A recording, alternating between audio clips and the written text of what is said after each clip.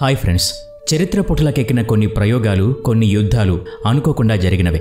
ప్రపంచంలో జరిగిన అనేక సంఘటనలన్నీ కూడా పొరపాటున జరిగినవే. ఇందులో అన్వేషణలు కూడా ఉన్నాయి. పొరపాటున జరిగిన అలాంటి 10 అన్వేషణల గురించి ఈరోజు ఈ వీడియోలో తెలుసుకుందాం.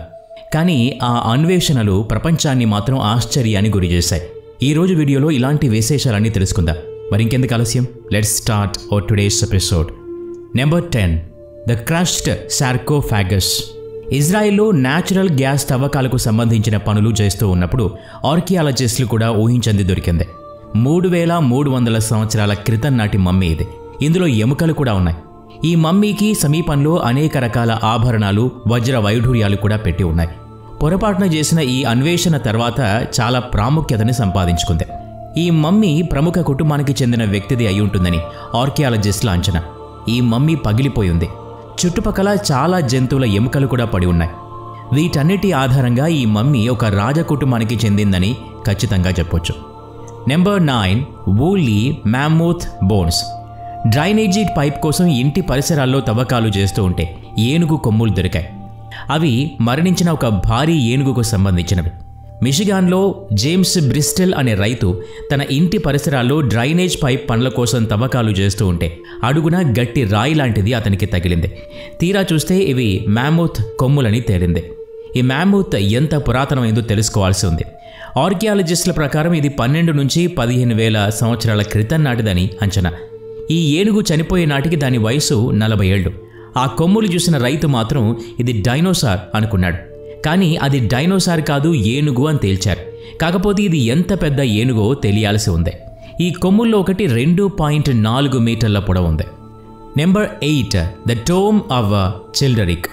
1653లో బెల్జియంలోని ఒక వ్యక్తి 2.4 మీటర్ల లోతున తవ్వకాలు చేస్తూ ఉన్నాడు.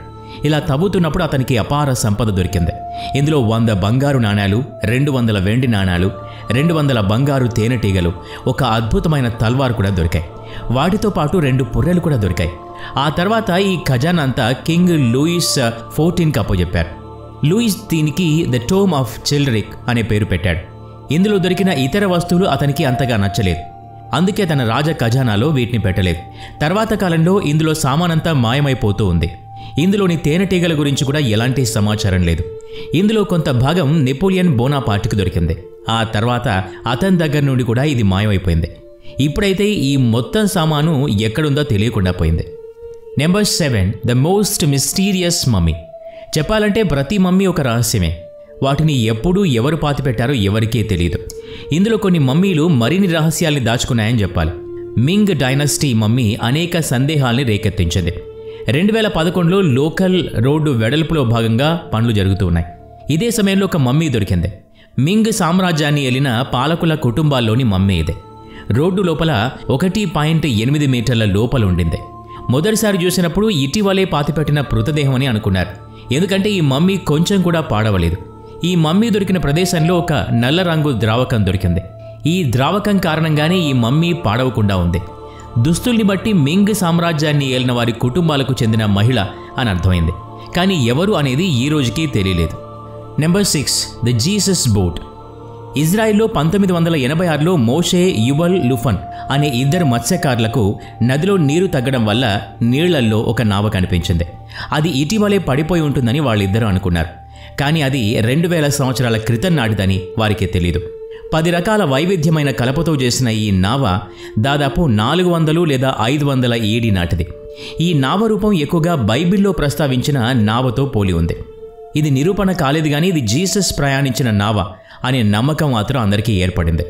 అందుకే దీనికి జీసస్ బోట్ అని పేరు పెట్టారు. నిజంగా జీసస్ దీన్ని వాడారా లేదా అని ప్రయోగాలు జరగాల్సి ఉంది. ఈలోపు భద్రంగా మ్యూజియంలో అయితే పెట్టారు. నెంబర్ 5, రోమన్ విల్లా ఇన్ బాన్. యూకేలోని ఒక రైతు కేబుల్ ఏర్పాటు చేయడం కోసం భూమి నుండి మట్టి తవ్వుతూ ఉన్నాడు. అక్కడ అతనికి విచిత్రమైనవి కనిపించాయి. వెంటనే ఆర్కియాలజీ డిపార్ట్మెంట్ వారికి ఫోన్ చేసి చెప్పాడు.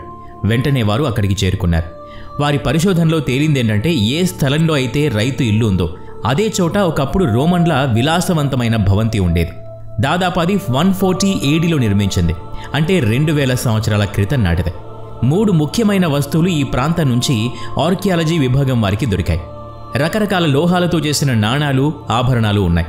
ఆర్కియాలజిస్టుల అంచనా ప్రకారం ఈ భవంతిని ఎవరైనా గవర్నర్కి కేటాయించి ఉంటారు, లేదంటే రాజాధినేతల బంధువులు ఎవరైనా ఈ ఇంట్లో ఉండి ఉంటారు. Number 4, the Serdica ruins. Serdica అనేది ఒక ప్రత్యేక నగరం. ఈ నగరంలో ఎక్కువగా చరిత్ర ఆనవాళ్లు మనకి కనిపిస్తూ ఉంటాయి. ఈ మొత్తం నగరమే చారిత్రక పునాదుల మీద నిర్మించారని అంటారు. ఈ నగర కేంద్రంగానే థ్రాషియన్ ట్రైబ్స్ మీద ఆధిపత్యం చెలాయించేవారు. ఇక్కడికి మొదట్లో అలెగ్జాండర్ కూడా వచ్చారు. ఆ తర్వాత రోమన్లు కూడా వచ్చారు. 2010లో ఈ నగరంలో మెట్రో లైన్ నిర్మాణాలు చేపడుతున్నప్పుడు ఇవన్నీ వెలుగులోకి వచ్చాయి. ఇక్కడ 600 ఏళ్ల నాటి చారిత్రక అవశేషాలు కూడా దొరికాయి. వీటితో పాటు అనేక యాంటిక్స్ కూడా దొరికాయి. వీటిని బల్గేరియా ప్రభుత్వం మెట్రో స్టేషన్లోనే ప్రదర్శనకు ఏర్పాటు చేసి పెట్టింది. సాధారణ పౌరులు కూడా వీటిని చూసే విధంగా ఉంచాలని ఆ దేశ ప్రభుత్వ ఆలోచన. Number 3, the Edinburgh walls. యూకేలో అన్వేషణకు అనువైన ప్రాంతంగా ఎడిన్బ్రా వాల్స్ గురించి చెప్తూ ఉంటారు. ఈ వాల్స్ చాలా ఛాంబర్స్తో ఉండేవి. 19 మంది ఆర్కిటెక్ట్స్ కలిసి దీన్ని నిర్మించారు. మొదటిసారి దీన్ని నిర్మించినప్పుడు నీళ్లతో నిండి ఉంది. ఆ తర్వాత నీళ్లు పోయాక ఇక్కడ నేరాలు మొదలయ్యాయి. ఇక్కడ హత్యలు జరిగాయి. ఇలా హత్యలు చేసి వారిని మెడికల్ కాలేజీలకు పంపేవారు. ఇలాంటి పెచ్చు మీరాక ఈ ఛాంబర్స్ని రాళ్లతో నింపేశారు. ఇప్పుడు తిరిగి వీటిని తెరిచారు. ఇప్పుడు టూరిస్ట్ స్పాట్గా చేశారు. ఎవరైనా వచ్చి దీన్ని సందర్శించవచ్చు. ఇక్కడ ఇప్పటికీ చిన్నపిల్లల ఏడుపులు, ఆడవాళ్లు పాటలు పాడుతున్న శబ్దాలు వినిపిస్తాయని చూసిన వాళ్ళు అంటూ ఉంటారు. ఈ భయంతోనే ఇక్కడికి వచ్చే టూరిస్టుల సంఖ్య కూడా తక్కువగానే ఉంటుంది. Number 2, the Banwell bone cave. 1824లో మైనింగ్ పనులు చేస్తున్న ఒక బృందం అనుకోకుండా ఒక గుహని కనుక్కుంది. ఈ గుహలో అప్పుడు ఎంత వెతికినా ఏమీ దొరకలేదు. ఆ తర్వాత ప్రభుత్వం దీన్ని టూరిస్ట్ స్పాట్గా చేసింది. దీంతో పాటు ఇంకో గుహను నిర్మించి 2 గుహలను సంధానం చేయాలని అనుకుంది ప్రభుత్వం. దాని పేరు బాన్వెల్ బోన్ కేవ్గా నామకరణం చేసింది. ఇక్కడ అన్ని రకాల జంతువుల ఎముకలు కనబడతాయి. 50,000 నుండి 80,000 క్రితం నాటివని ఒక అంచనా. ఇక్కడ నిర్మాణం చూస్తే మాత్రం భయం కలగడం సహజం. ఇక్కడ ఒక పుర్రె కూడా కనిపించింది. పక్కనే బంగారు కత్తి కూడా ఉంది. ఇప్పటికీ ఈ గుహ విశేషాల్ని మాత్రం తెలుసుకోలేకపోయారు. Number 1, the underground city. 1963లో టర్కీలోని కెపోడేషియా ప్రాంతంలో ఉండే ఒక వ్యక్తి తన ఇంటికి రెనోవేషన్ చేయాలనుకుని ఇంటి తలుపులు పగలగొట్టాడు. ఆ తర్వాత కనిపించిన అద్భుతం ఆర్కియాలజీ డిపార్ట్మెంట్ చరిత్రలోని ఒక అద్భుతం అని చెప్పాలి. ఆ తలుపు వెనుక ఒక గుహ ఉంది. ఈ గుహ నుండి వెళితే డైరెక్ట్గా డెరింక్యూయు నగరానికి వెళుతోంది. ఈ నగరం 20,000 జనాభా కోసం నిర్మించింది. ఇందులో స్కూల్స్ ఉన్నాయి, చర్చి ఉంది, అన్ని రకాల సౌకర్యాలు అందుబాటులో ఉన్నాయి. భూమికి 8 మీటర్ల లోతులో నిర్మించిన ఈ నగరం 18వ శతాబ్దానికి చెందిందని అర్థమవుతోంది. ఎవరైనా దాడి చేస్తే పౌరుల్ని ఇక్కడికి రప్పించి వారిని కాపాడొచ్చనే ఉద్దేశంతో వీటిని నిర్మించారు. ఇందులో కొండల్లో నుంచి దారులు కూడా నిర్మించి ఉన్నాయి. 19వ శతాబ్దం వరకు కూడా ఈ నగరం వాడుకలో ఉండేదట. క్రిస్టియన్స్ ఇక్కడ నుంచి గ్రీస్కి వెళ్ళిపోయాక ఈ నగరం మూతపడింది. ఈ వీడియో మీకు నచ్చినట్లయితే లైక్ చేయండి, షేర్ చేయండి. ఇలాంటి మరిన్ని వీడియోస్ కోసం ఈ ఛానల్కి సబ్స్క్రైబ్ చేసుకొని బెల్ ఐకాన్ మీద క్లిక్ చేయండి. నెక్స్ట్ వీడియోలో మళ్ళీ కలుద్దాం. Thanks for watching.